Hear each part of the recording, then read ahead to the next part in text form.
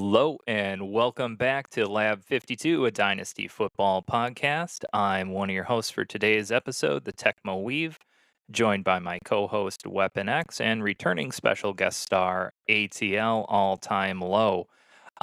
Today's episode is going to focus on Dynasty ER, Emergency Room. We found some teams that were in need of help. They're sickly, they're dying, and we're going to try to bring them back to health and get them back out there in a competitive window. But before we get to that, I do always want to remind everybody of a few things, such as our website, lab52dynastyfootball.com. You can check out all of our episodes there. Two, we've decided that this preseason, before the actual season starts, if you would like a personalized preseason preview of your league, please contact us on our website at lab52dynastyfootball.com. And you can sign up for a preseason personalized 1 hour episode from Weapon X and I. There is a cost associated with that. It's $30, but we'll take a full analysis of your league, give you our personalized insights, and that way maybe you can do a little bit of fun smack talking with your team and something fun for a league to do to create some league engagement. And as always, this is not Dynasty advice. This is Dynasty Insight. So today's episode, we each decided to pick a team that was our own, a team that we thought needed some outside help. It was on its last dying breath. Except you, Weapon X. You told us all your teams were just fine, and you just had to pick a random team in somebody else's league because you don't have anything to improve. Is that true? Did I understand that correctly? Nah, you did not understand that correctly. The the requirements for this, I really wanted to find some teams here that I could find more to talk about. Not to, like I was telling you, not to say there aren't moves that I could make, but we're at the point of the season right now where it's tough to make these moves. And I've made all the moves that I think I can make right now to at least put my team in a competitive window going into the season. So no, yes, I agree. Everyone's team can improve, but you did hear me wrong. My team is not perfect. Tecmo Weave, you heard Okay. me wrong. You heard me wrong, man. All right. All right. Well, I think we'll start with the team that you picked. You picked it from a league that ATL and I are in. It's called Dynasty Comrade 7. We directed you to a few different leagues, and you picked this team out of a lot of different options. And we'll just call them the Seahawks. The Seahawks team. What stood out for you with this team where you said, I just don't know what's going on? For a little bit of backstory, this team finished in fifth last year, which is, as we say, kind of not where you want to finish a league. You're not winning anything much one way or another. Yeah. Yeah. And the reason why I wanted to pick a team like this as well as I was talking to you earlier in the week, I wanted to find a league that was a little more established with at least a couple years into the league. The two teams I have are fresh startups. I only have two teams right now in Dynasty. I cut back several years back. I'm only in two leagues. So for me, it wasn't really, it didn't really make sense to pick a team in this episode that is coming right out of a startup. I wanted to find a team in more of an established league. So I went and looked at this team here. Obviously, they got this team right here has Josh Allen, Sam Darnold, Cam Ward at quarterback. That's the quarterbacks they have here. And at running back, it's Chase Brown, Zach Charbonnet, David Montgomery. Those are the main running backs that you would have in your lineup on this team. And then he's got Keon Black, he's got Amari DiMercado, Adam Randall, Sean Tucker, Mike Washington. So obviously pieces that, handcuff type pieces and deep roster guys there. At receiver, Zay Flowers, DJ Moore, Wandell Robinson, Jackson Smith and Jigba. You got Ricky Pearsall, Caleb Douglas, Brandon Ayuk, Jerry Jeudy. And then at tight end, this is a position where I believe needs to be upgraded the most. He's got Oscar Delp, Greg Dulcich, Tecmo's guy there. So I don't mean to offend you there. No, He's he's got, one of the building blocks. yep. He's a building block for the future. Got got Dalton Kincaid and then Chig Okonkwo, who I do like. But so you look at this roster. There are some good pieces. And you said he finished fifth last year, and we were talking before the show. Fifth place is one of those spots where, yeah, you made the playoffs, but you just got in. And your roster's okay enough to get there, but then also not good enough to have good draft capital in the following year. This is just a roster that and just looking at this league overall, it's not going to, I don't think it can contend to win the league. But there are moves that could be made um, to make this team more competitive heading into this year. Some down tiers you can make with some of the star players, and we'll be talking about that shortly. But what do you guys think about this roster, and how can we fix this roster heading into the season? Well, I'll let Yeah, you start it off, ATL. yeah. Thanks, Tecmo. Pleasure to be back, guys. Thank you. Yep. I think there's some pieces here that are really interesting. I think, when you're looking at this, there's some higher up pieces you could easily turn into two. I think a 1 into 2 move might help quite a bit here. You've got Zay Flowers. If you wanted to get out, you know, JSN, I'm sure you could get a haul there. But I think like Weapon X said, what we're looking for here is to down tier from somebody. Maybe add one of your lower tier tight ends and upgrade there, while holding out on maybe a pick and another player. So you get maybe a 3 for 2 on that one. But there are plenty of pieces. The quarterbacks are good. I know this league.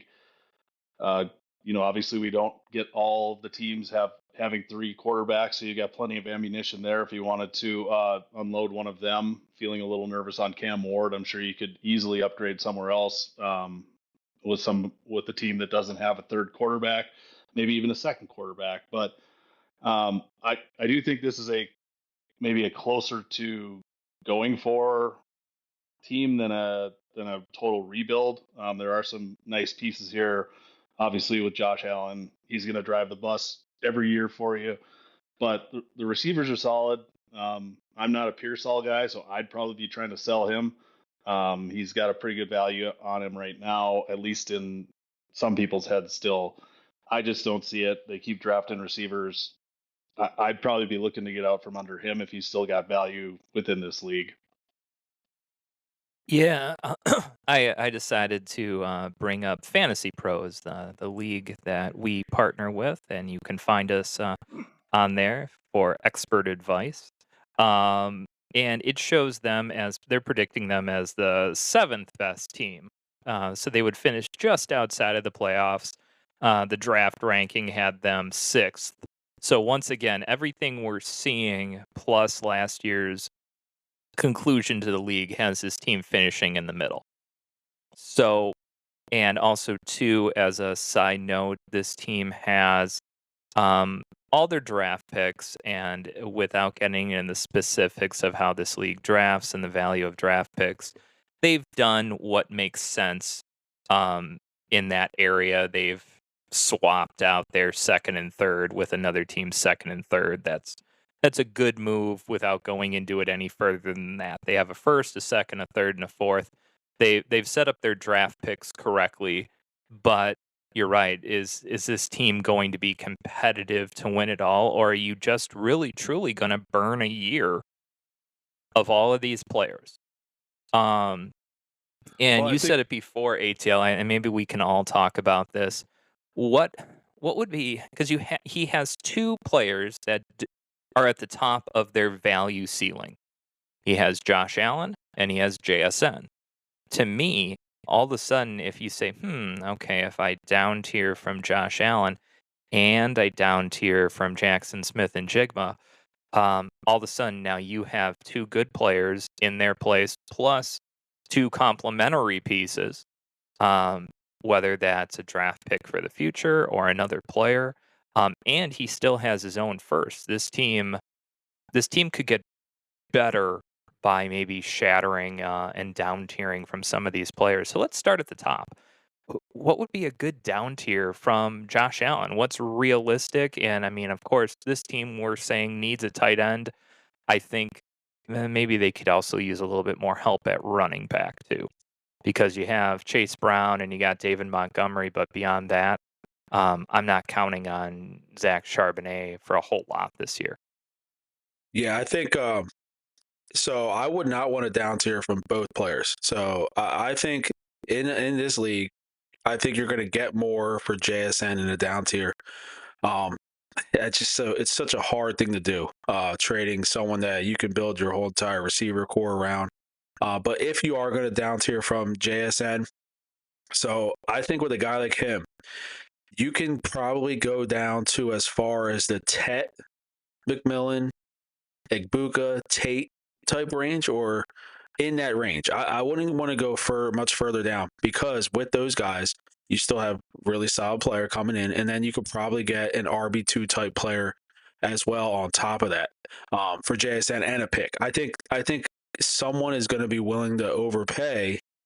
Is it really an overpay? Maybe, but someone's going to be willing to pay a hefty price for JSN. Who, I mean, by all means, next year we're looking at the startup draft. He's going to be probably top three, top four if he has another productive season. So his value is going to continue to rise. Josh Allen, I want him. I personally would rather just hold Josh Allen on this roster. If I'm trying to contend, I would hold him because I want that anchor at quarterback. I want the guy that essentially you're going to pretty much get the top scoring player in all of fantasy football with Josh Allen at quarterback. Yeah, it's a super flex league. You got Josh Allen, Sam Darnold, Cam Ward. You can trade one of them, but I think Josh Allen's a guy you want to hold. JSN down tier, I wouldn't go further than Tet. I wouldn't go further than Tet. But if you can get someone like Drake London, maybe so in that range, I think you can also get a running back on top. Who would it be?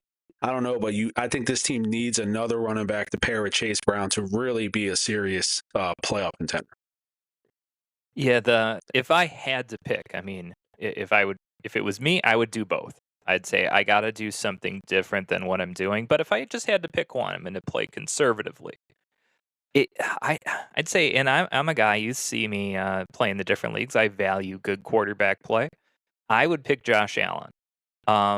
The idea that we see it, the rushing quarterback that dries up. That's not something a 35-year-old quarterback is doing. And how many more goal line sneaks uh, is he going to take before something bad happens, or he gets hit on some play where he's thinking he's 5 years younger, and it's to me it feels like it's time. It's time to move Josh Allen if you need to. Because part of his game is the rushing touchdown scoring upside on the ground, and better a year early than late. ATL, do you think he should move both both of the top tier players, one or the other, and if so, why? So I don't have any issue moving both of them. I think I even mentioned tearing down from JSN on one of the other episodes I was on, starting with him. Obviously, he had as many targets and as good of efficiency as anybody last year. There's going to be new receivers coming into the league next year that are gonna push him out. I just don't see how Jeremiah Smith doesn't make his way right to number one within a year, unless something really bad happens and we miss again. But I just think that his reign at the top seed of the wide receiver rankings is going to be a short one. I think he's going to be a really solid receiver, but I think he is at the apex of his value right now. I do think he's a good player to have in this if you're going to play the long run, and if you're going to go for it, as Weapon X said. I think Allen is the crux here, and it's going to come down on my team too when we get to it.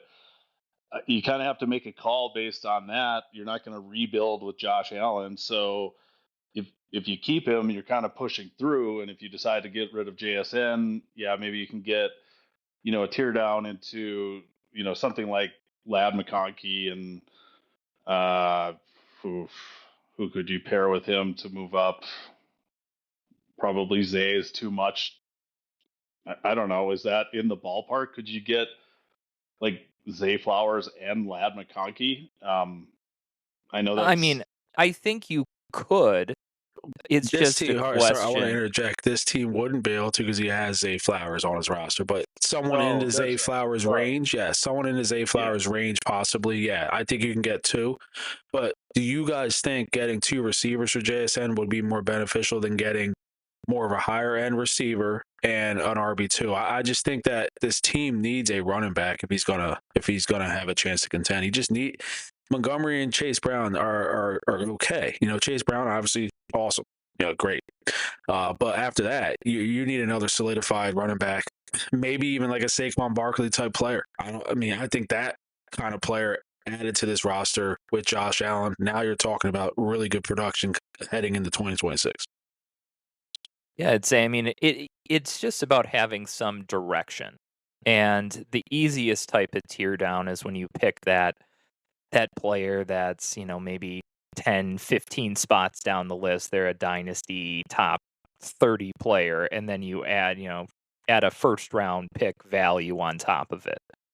So if we're tearing down to Tet from JSN, it would be Tet and a first. And some people might say that's not enough. To me, that seems like most leagues that should be pretty close. So whether you use that first round pick of value to get a running back, or you pair it with something you already have here and you help out your tight end position. Um, I don't know. I just think that doing both spots makes the most sense because you can fix your tight end position that way and you can fix your running back position that way. Um, then this team is, yes, granted, it's a lot less star heavy, but it's a lot more of a complete team that isn't just relying on a bunch of kind of, Chase Brown, what is he, a low end wide running back one? Yeah. Um, David Montgomery, maybe a high end running back two. Um, and then we're expecting JSN to just have another league leading year, which is um, quite possible that does not happen. That he's not the number one guy. I mean, if Jamar Chase can't do it 2 years in a row, then why is JSN all of a sudden going to do it? Um, but yeah, no, All I right. mean, it's My so my biggest concern when it comes to trading Josh Allen, not that it wouldn't help this team. It's in your experience, guys. Do you think you are going to get what you believe you should get for Josh Allen in a trade from your league mates? Do you think you would get that in return? Or do you think Jackson Smith and Jigba would get you a better return just based on what you've been seeing, in the last couple of years with trades? I think trading for quarterbacks after a draft, trading one away to try to get the return you believe you should get, I feel like I've seen it be a lot more difficult than, you would imagine. Josh Allen is top two pick in a lot of leagues, but I feel like post draft, he's not getting that. You're not getting that value in a trade. Like, think about it. Bijan Robinson, Josh Allen. If someone is coming to your team for one of those players, who do you think you will get more in return for? ATL. I think it's a good point. I yeah, I gave up Bijan in a league last year to suck up picks, and I got what amounted to 3 firsts at the time, and I don't like that haul anymore. It was before he went off of the playoffs, and I thought it was a great deal when I got it. And looking forward, I got 227 picks and Addison, so I was over the moon. And then that happens. I don't know that I would feel the same way about Allen, especially with the draft class next year. I mean, it, we're going to see a whole musical chairs with these quarterbacks. We're going to have at least 6 in probably the first round. So it's going to be a total reshuffle of the quarterback Yeah. position. Yeah, and that's my biggest concern when I brought up trading Josh Allen is I do not believe you would get that return like you got for Bijan Robinson. I don't think you're going to get 3 first round pick value for Josh Allen. So why I say I believe keeping him on this roster makes the most sense is if you're not going to get what you should get for him, I'd rather just have his points on my roster every week. I'd rather have that because I just don't know if you're getting 3 first round pick values for Josh Allen. I don't think I've seen that anywhere. Oh, you're not. But I mean, it's also JSN is young. He's at a more desirable fantasy position in wide receiver. Everyone's, oh, they have a longer career. Well, no, quarterbacks have the longest career. But in general, people are more focused on wide receivers, and you'll hear plenty of people. I always find that funny when they say, "Well, I like to build my team on around wide receivers," as if like they're the first person to ever come up with that idea.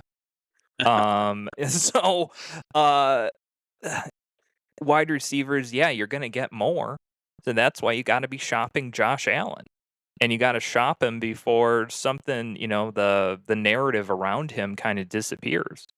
Um, are you gonna get the same price for him that you would JSN? Probably not. No. Um, but you're just looking for a down tier plus a first round value type of player. And could you go out and get, could you get I don't know, could you get Trevor Lawrence and something pretty good at running back? I I bet you just could. I just don't Lawrence know. is the tear down I was thinking of too. Something, like Lawrence and Laporta, if you're looking at tight end. Oh, Okay. easily. Yeah, that's I like that idea. That's a good idea. But I don't, I think the running back position, absolutely. The Tecmo, kind of how I do this. So I'm going to cover right over what you just said, but I pick up my running backs like last minute. I get my team in order and then I'll go trade for running backs to fill out my roster. So I don't usually have the strongest running backs, but um, it's not where my eyes always go. Yeah, but I do agree. And maybe try to tier up from Montgomery in that same trade and get Mm-hmm. get like a very very strong running back. I'd like to do that if I could because there's a lot of juice behind him. He could be great, but I think he's already priced pretty much where his ceiling is going to be. So Yeah, the pricing of David Montgomery, it's as if he's like 25 years old and he just got Yeah. a 10-year contract or something. Like people don't seem to be like seeing the end like, hey, he's what I want to see David Montgomery is what 29 years old. Yeah, he's 29 years old. I mean, how much longer do we think this party is going to keep going? well, and Um, Woody Marks was like a phenomenal pass catcher coming out of college. I know he didn't start great last year or as good as a lot of people wanted him to, but I think he's going to have a lot more juice in the passing game, and he's still around. So I don't think he's going to have 3 down workload the entire season. Yep. yeah. Well, I think certainly we're recommending here our medical diagnosis for the Seahawks team is you got to down tier from somebody. Yeah. If you don't want to end up a middle of the road chump, you gotta move off of someone and improve some of these other areas. Um, and to me, just when we look at the other assets, the Wandale Robinson, the Zay Flowers, the David Montgomery, the Chigo Conquo, it makes more sense to if we're looking more for a retool or a rebuild, I'm saying we just got to do a little bit of retooling here, and this team becomes a lot more competitive for the next year or two, versus trying to tear it all down. It seems that would be foolish. Yeah, Wouldn't you think? I agree with that. Retool 100%. I think this team is a couple moves away from being, instead of seventh place last year, or you said fifth place, seventh place is the projection coming into the season. Instead of a seventh That's place right. projection, I believe a couple moves can get that projection a couple spots higher, maybe into the top four, because they have pieces to build around. It's just like we've been talking about. There is a down tier to be had here with one of his stars, and I think that could round out the roster and make it a solidified playoff team. ATL. What's your diagnosis for this team? Yeah, it's close. It's a tough one to look at. You guys have made good points both ways. I think I would be pushing towards winning, and I'd probably keep Allen and move off of JSN and just try to push forward that way. But I do, I do think that both of these players are going to have at least Allen is going to see a huge spike in value compared to right now once we get into the season. And if you're going to do that, it's kind of the slow part of the year right now. And I'd probably just be waiting until he has a big game or two and then just sell him then, because you're going to get somebody that's drooling over him and has, Joe Burrow go his typical 3 games before he figures out how to throw it to Chase. Oh no, yes, that's right. It's coming. Well, very good, very good. Well, hopefully, that was just some dynasty insight for that team. So if hopefully they decide to take it and improve their team's chances for now and in the future. So we'll move on to our second team, and I think ATL, this is your team.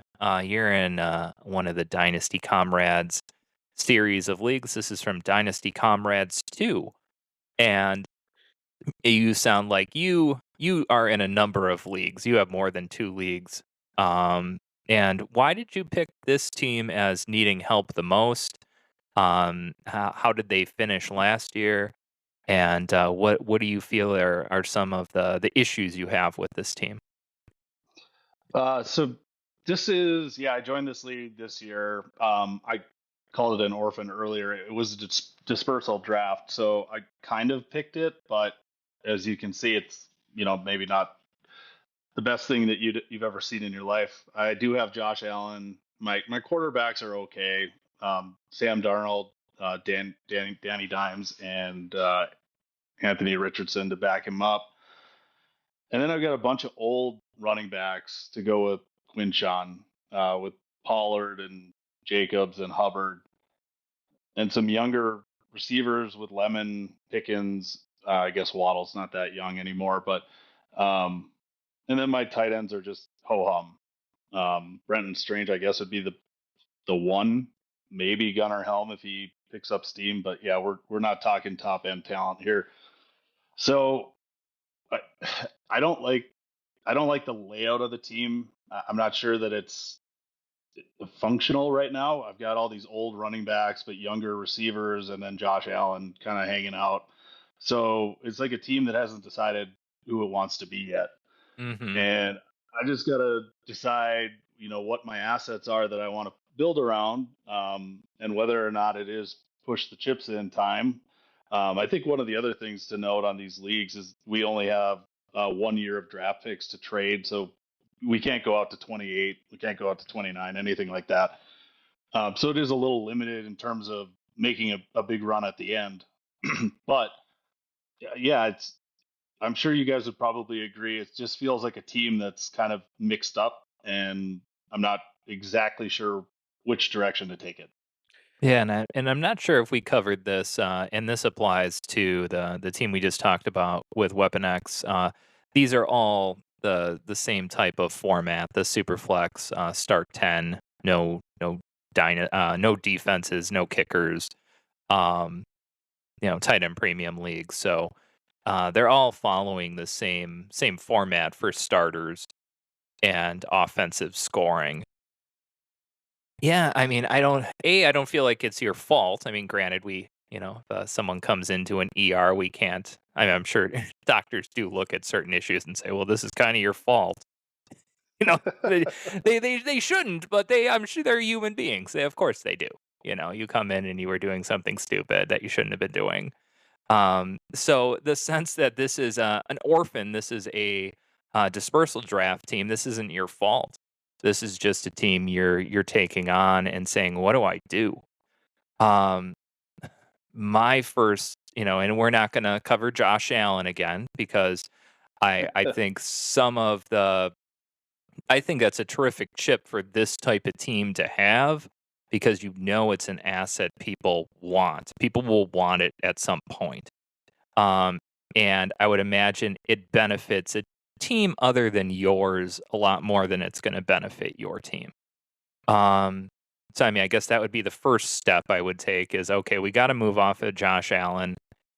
And this is a team we need to focus on being young because it feels like it's not close to being truly competitive when you got 3, potentially 4 starting running backs. So that sounds okay on paper.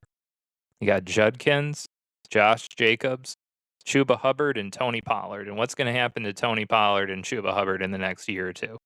They're probably not going to be starters. Well, And hopefully they're Josh not going to Jacobs, be on my team. and the same for Josh Jacobs. Maybe for some of the similar reasons. And was watching a few dynasty shows or fantasy shows this week, and they're just saying how Jacobs' efficiency last year. This is outside of all the legal stuff that's still looming. That was already falling off, and a lot of his value was bolstered by touchdowns. So in essence, you have 3 running backs that I would say maybe, yeah, see what you could get for them. I'm not sure you're going to be able to get a lot though. At least not right now. Who's going to give you a lot for Tony Pollard or Josh Jacobs? Maybe somebody might, but or Chuba Hubbard, doubtful. I do like some of the wide receivers you have though. George Pickens, he's kind of a middle of his career type of player. You're welcome to keep him. You're welcome to move him. You got Mekhi Lemon, and then Jalen Waddle, another guy. Maybe that's somebody you want to move off of. And then a player I've mentioned before that I think could see a nice early season spike in Malachi Fields.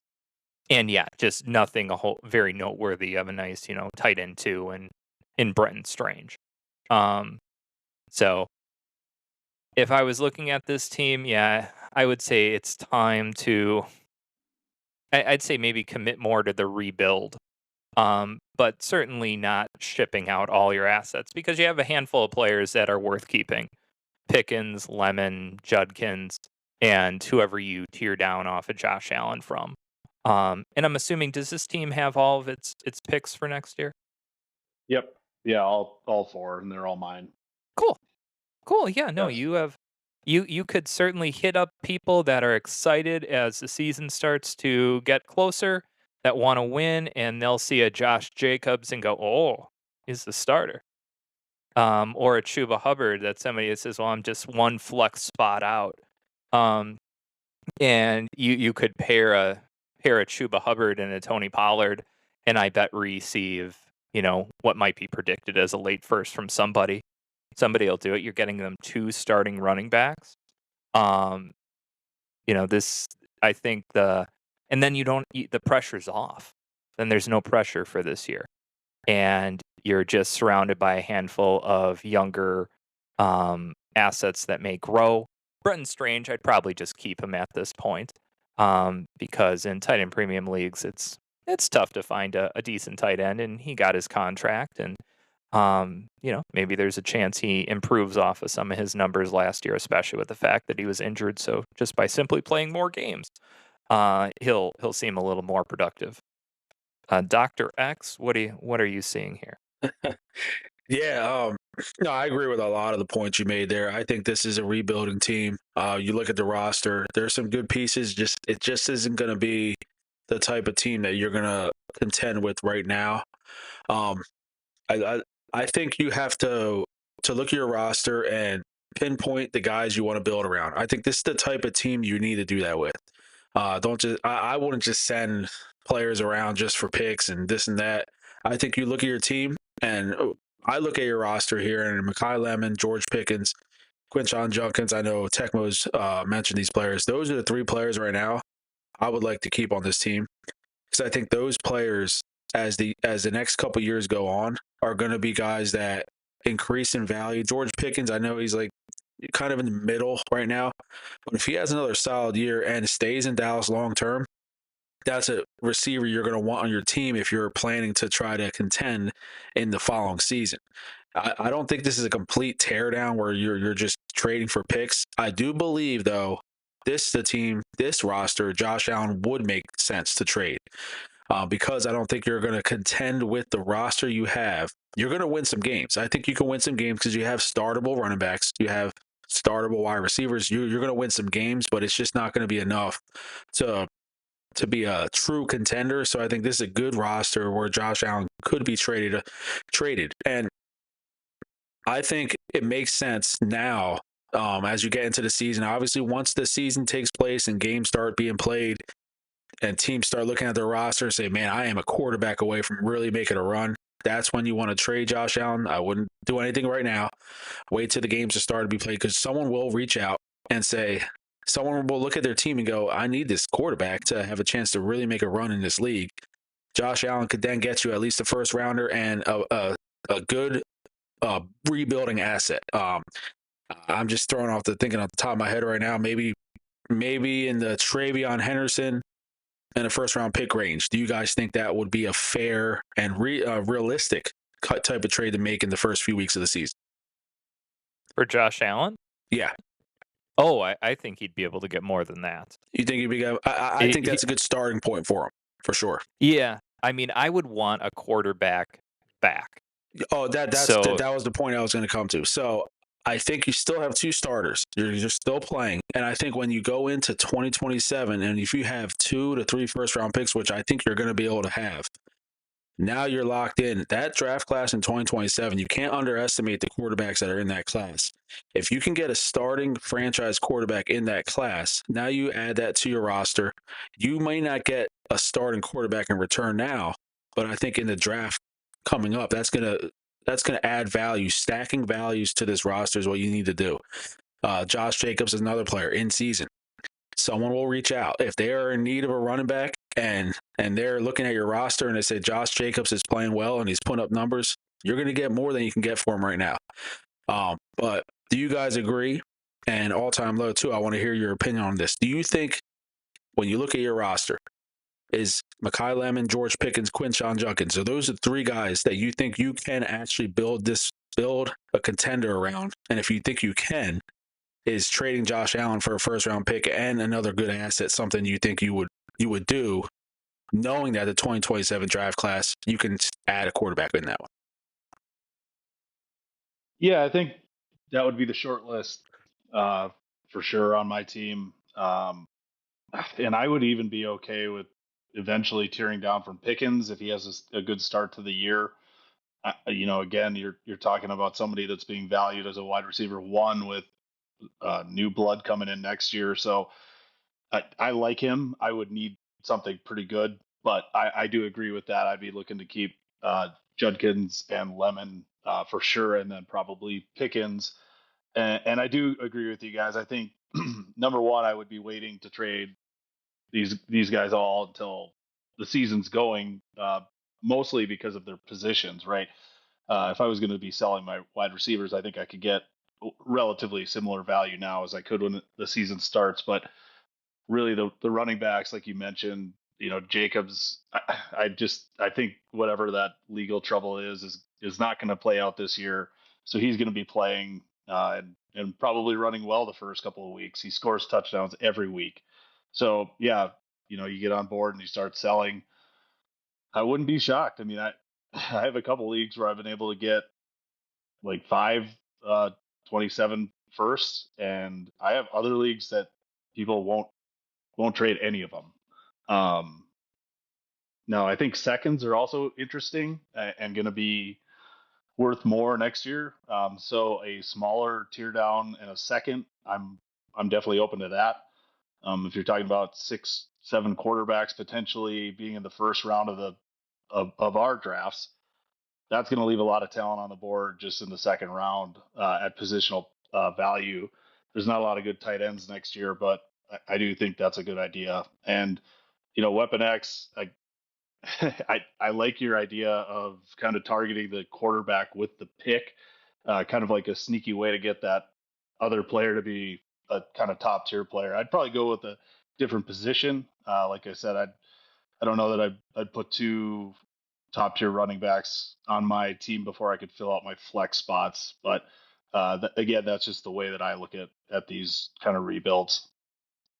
Yeah, I think. Go ahead, Tech. Well, you got it. Oh, okay. Yeah, I was just, I'm always of the belief that any time of the year is a good time for a deal. It just takes one person to make a deal that you want. And the assumption that if you wait till this golden hour to strike the deal, that may work. It may, but all it takes is just one deal. Um, And, if I had my KTC or Fantasy Calc or one of my calculators open, I could see, but this is just off the top of my head. I definitely think with a Josh Allen, especially with the fact you have these other pieces, and they may be pieces that in general are declining in value. Are we expecting Chuba Hubbard to increase in value or decline in value? Same for Josh Jacobs, same for Tony Pollard, same for Jalen Waddle. Um, there's all these pieces right now that you have the hype. And in general, almost no matter how they do this year, they will be less valuable, other than for maybe some teams that think they're one player away. Um, I definitely think I would take the opportunity now to shop Josh Allen, and you can use these other pieces that have some sort of stabilized value at the moment. And I could easily see you coming away with a deal of Josh Allen, maybe plus something. And you could come away with Cam Ward, if you really want to take a risk.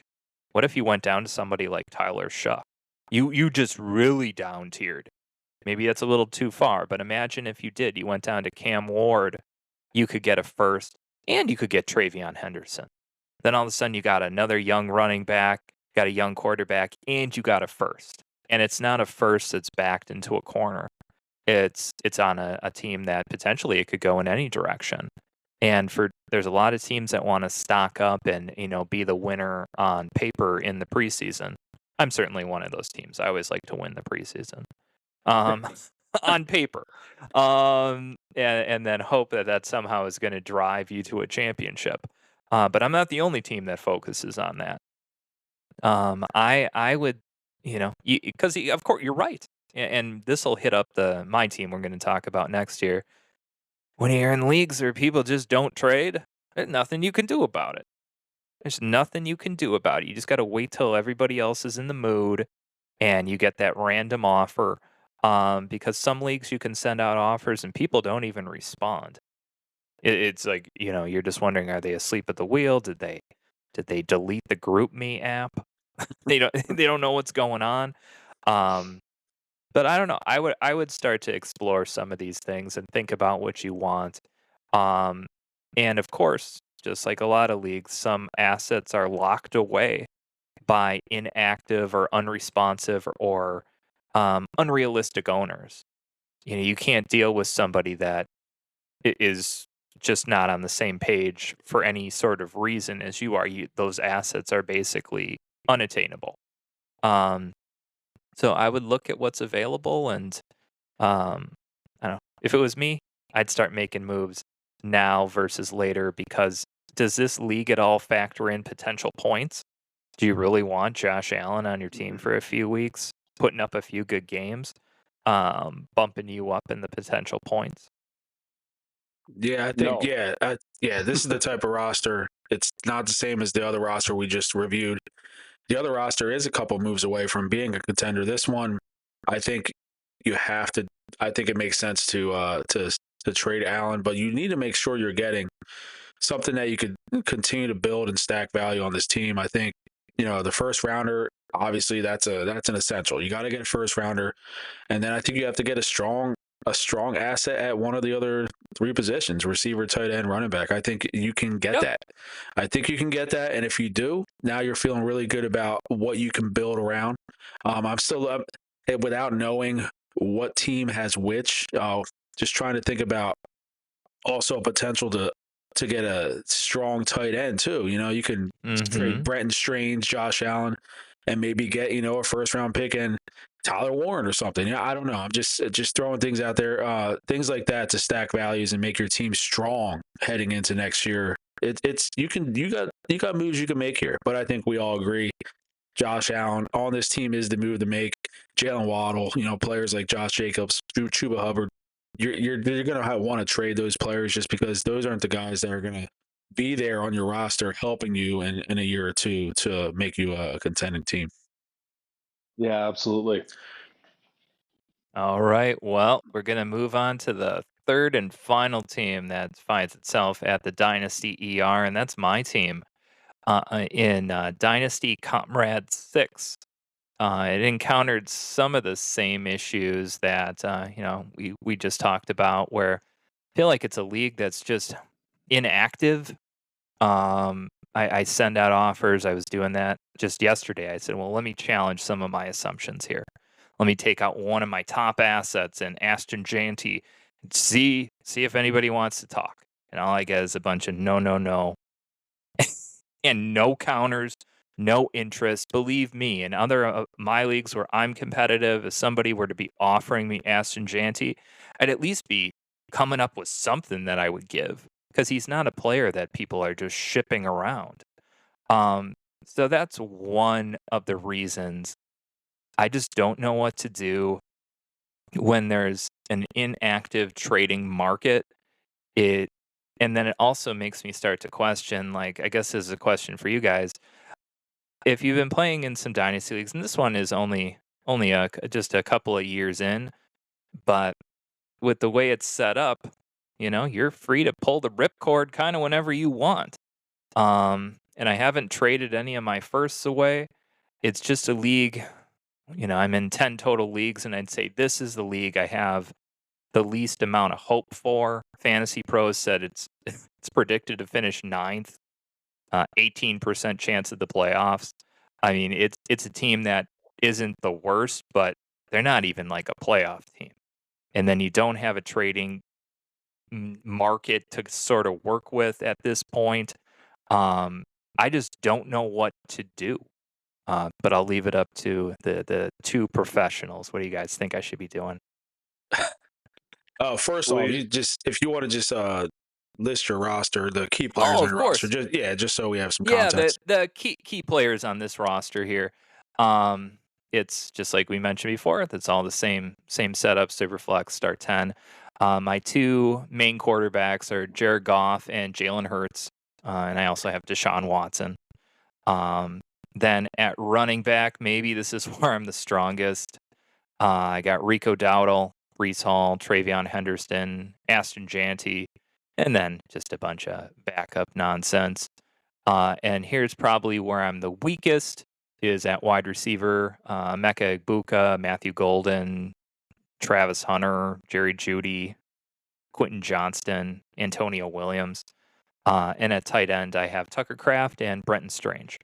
So maybe the team is maybe the analytics programs. Maybe this team isn't as bad as it seems, but they don't usually tend to be super far. so I don't think I got any offers on that. I don't know if you want to look at my team and send me an offer with Genty, but we can definitely talk about that. Um, outside of outside of that, I actually don't think your team is too bad. Your running backs are very strong at the top. Not a lot going on below them, but that's okay in this league. I think we only start one running back. Is that right? I think you're actually right there. This might be one of the leagues where the starters might be only one, but you can start your overall starting requirements just like a traditional league if you want Right. to three Yeah. and a couple Yeah. flexes. Just to say that there's a little more flexibility if you didn't want to keep, so many running backs around. Um, so you could easily tear down off of one of your running backs and strengthen that wide receiver room. You get Tucker Kraft, I think is great. I mean, this team's not terrible. I think you could definitely do something with it. Tear down from Ashton Genty, get a couple of receivers, build up that flex spot. Yeah, the quarterbacks are going to be good for the next couple of years, so that's a decision, I suppose. But I do think they're going to be really strong the next 2 years, and they're gonna drive a lot of points for you. I don't know. You got young receivers too, so I'd maybe just try to make a move this year, and if it's not going well, don't give up on your team or anything. But maybe that's the last hurrah if you didn't want to stay in this one. Yeah, I think this is not a terrible roster build at all, honestly. It's not incredibly far from being a pretty good team. You're really good at quarterback. I would have no issue with that. I mean, I don't really think you really need to do much there. Uh, I think that's solid. And then you said you only have to start one, and if that's the case, I'm more than willing to trade one of these running backs to add talent at wide receiver. I like the young talent you have there with the Buka, Trey Harris, Quentin Johnson. Yeah, obviously, I think obviously a good move would be to possibly trade one of these running backs here and get yourself into the top 15 to 20 wide receiver range. Uh, it's just hard right now. You say it's a league that they're not responding. I mean, I know obviously that makes it tough, but in a vacuum, if you can trade one of those running backs, and if you have to package a running back with someone else to get into the top 15 to 20 range and add maybe like a Garrett Wilson or Chris Olave, that kind of receiver, I think fits really well with this roster because then you're getting production to go along with the Mecca Ibuka. Quentin Johnson could be a flex player for you.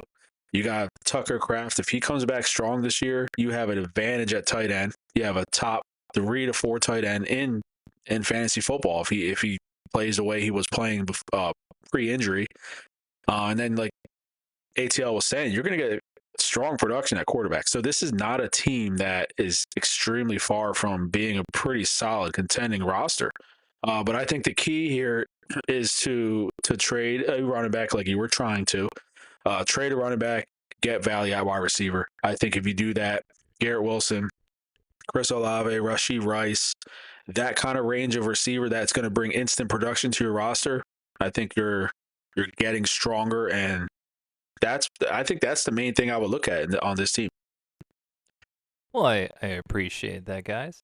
Um, yeah, and I mean, when there's just not an active market, I mean, how do you make it happen? I know I've talked before. I tend to trade with owners versus singling out assets that I want because I know who's going to be receptive, who's just going to send you a rejection, who might not respond at all, or who just isn't, they just are trade averse. They might respond right away, but they'll just say no to everything. I guess that's a really hard part, and maybe one of my biggest overall strategies that really gets kind of shot in the foot, that if there isn't a trade market in your league, you're stuck. You Yeah, can't make things happen. You can't make people have interest, and you can't make them respond. yeah, yeah. That is what makes it tough. And we've all been in those leagues. All of us have been in that kind of league at some point. Um, and that's why it's so important. We've talked about this many times throughout this off season. When you're building a league, you're looking for the players to fill the league. You just want the guys that are gonna just um, bring the value to the league as far as they're gonna want to be a part of something special, and it's not easy to find 12 dedicated dynasty owners to fill a league out. It's not easy, but if you can do that, then now you're talking about the way we're talking about these rosters. It's realistic then to make these moves because there's activity throughout the league, and your league is only as good as the people in it, and that's the truth. If you have a league where there's 3 or 4 or 5 that just don't care, it's unfortunate to see that happen, and unfortunately that happens quite often.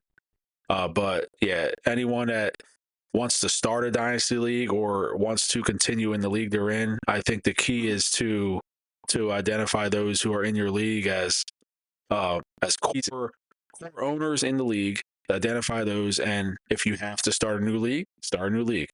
But being in an inactive league, if you're a serious dynasty player and you're in an inactive league, you got to move to a different league. It's just what it is because this is only fun if people in your league are active and enjoying it and interacting. That's only in reality we're doing this because it's a hobby. It's fun. We enjoy it. It's no fun if the league is like watching the paint dry on your wall and you're not. We were just talking about NBA earlier and how the quality of play has seemed to drop. If your quality of play in your league is dropping, yeah, you got to find another one. Yeah, when I just look at franchise owner activity, and of course nobody has to do it exactly like I do it, but half the league is over 26 days inactive.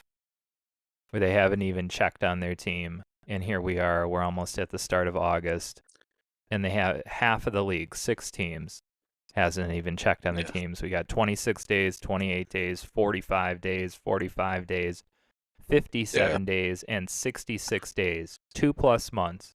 And I get it. Some of these folks are in, I think 10 leagues is a lot. Some people are in dozens of leagues, so this just doesn't matter to them, and it's just one team of, multiple teams that they have.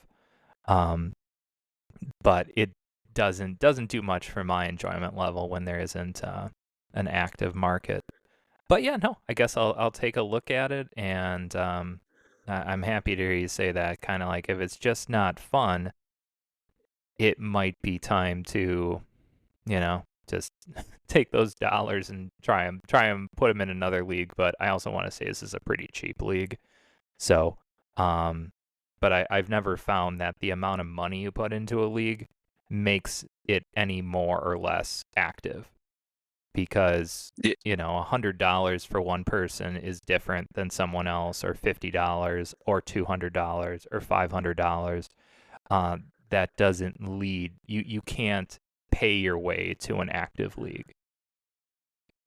Yeah, absolutely. So what do you guys think as far as because there's people that are listening and I'm sure they're in a similar situation right now and they're trying to figure out how to handle it. What do you guys think is the best way to either, if you're in an inactive league, how to make it active? I know you can't force people to do anything, but what is your, in your opinion, guys, the best way to start a league and have it be active and have it be a league where it can continue to thrive as the years go on? Tecmo, you are a commissioner of a league that's been going on since, 2014 now? Yeah, it's I think we're in either year 11 or 12. Yep. Yeah. And of course, there's been owners that, you've had to replace, but it's still going. And so how do you think, Dynasty Insight, how do you give insight into keeping a league strong after that startup? Obviously, the startup, everyone's excited, everyone's drafting, doing trades. Now, how do we keep it strong every year? Well, I think there's a difference between, all kinds of leagues. You can have your hometown friends league, right? And these people get together and they just talk about Dynasty or their redraft league in August and maybe around the Dynasty, rookie draft. And then you have teams that are made up of strangers that get to know each other over the course of years just to be in an active Dynasty league. This specific league we're talking about here is only in year 2. For the longest running league that I'm commissioning, it was really about, I guess, having something going on. So I mean, we have this podcast every preseason, like we had mentioned earlier. We're willing to do that for anyone that's listening. You want to necessarily pay us for our time, but I've done preseason previews for the league every single year. It hasn't always been in podcast form. That's more recent. I used to actually write them out, which, boy, did that take a long time. But there was always something special I wanted to do for that league to make it different. Number 2, just my own interest in the league, my own activity. Usually people have that fear of missing out. So if you're presenting trade offers and other people are trading, that at least keeps it going. And other than that, I mean, you can, you just have to hope that you have a good core group of people, and I would say, other than that, just be consistent. I think that's another piece. You don't, to me, I cannot. There's times in life where I don't agree with people over things, but I always appreciate consistency. That if you kind of know what you're getting. So as long as I kind of remain consistent in the direction of the league or the rules of the league or how I behave, people kind of know what to expect. And other than that, just realize that people's lives change, priorities change, interests change, and there will be people that have left. But after the 11 years, I still think we have like a good 5 maybe around like 5 or 6 of the original owners still there. So that's pretty good. Because when I see some of these teams looking for orphans where they'll say like looking for 6 replacement owners, I'm always like, man, what happened last year? why'd you lose 6 people? But yeah, ATL, do you have any thoughts on this before we close it out for the evening?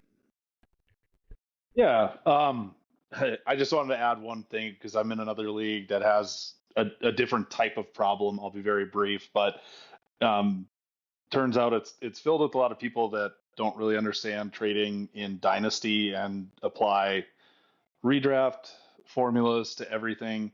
So we had a guy in one league that had a little bit of a fit because someone wouldn't give him the 101 this year for Stafford because Stafford was the leading point getter last year. And so those leagues get real old to me quick. You can't really explain to people what the values are if they don't understand the game they're playing. But going along with what you were saying prior to that, I think paying 2 years forward is a very good thing to do. Obviously, it protects the league, but I think people are more invested if they've given up a little bit more just to be in the league. Um, I do like a higher stake as well. Some of these leagues are like you said a little bit lower. I don't know that changes my outlook on them. I don't think that going from $50 to 150 or 200 makes me less interested or more interested, but I might be on an island on that one. But outside of that, obviously you want to be communicating, right? When you're making trades, Tecmo, you do a good job of just reaching out and letting me know if there's an offer out there. I don't think everybody does that. Even if they send something, they don't always talk to you.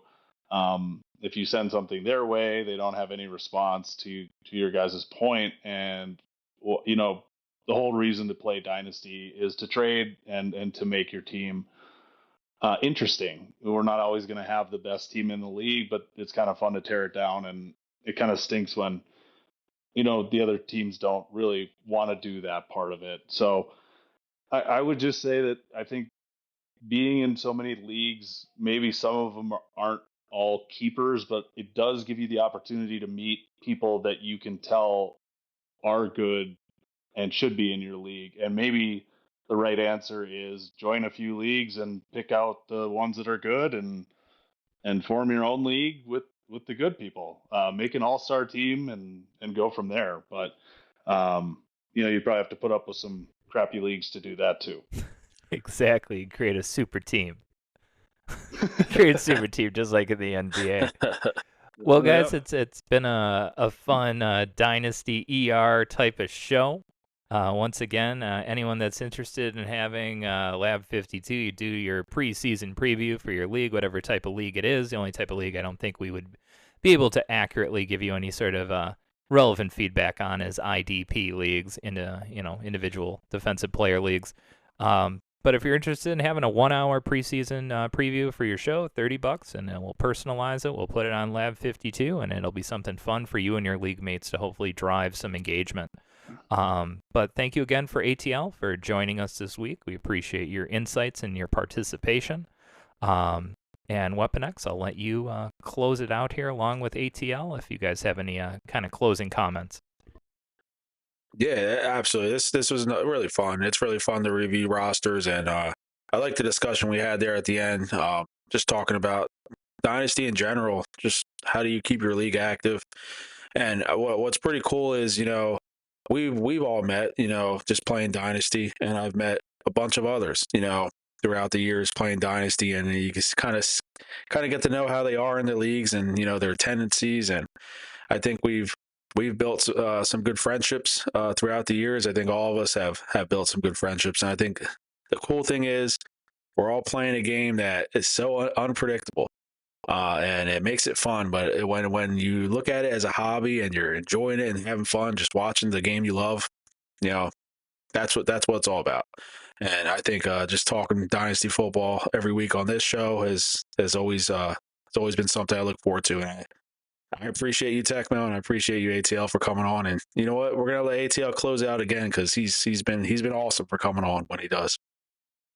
Well, thank you guys. I really appreciate it. It's always fun to be on here. Yeah, I'd echo it too. I think it's a great community we've built here in the fantasy community. There's so many ways to play it too now, right? With Dynasty, with Redraft, with Daily. So it's kind of a pick your poison, but it's really fun to chat with you guys. And for me, it's a great distraction from all of the heavy lifting that I do elsewhere, and I think a lot of people probably feel that way too. So looking at statistics and stuff like that for football just doesn't quite seem like work. I don't know why, but I'm sure you guys feel the same way. But I'll leave it at that. Thank you guys so much. Happy to be here. Really fun time. All right, appreciate it, and everyone. Again, we always appreciate you listening, and we hope to see you again soon. Have a great week.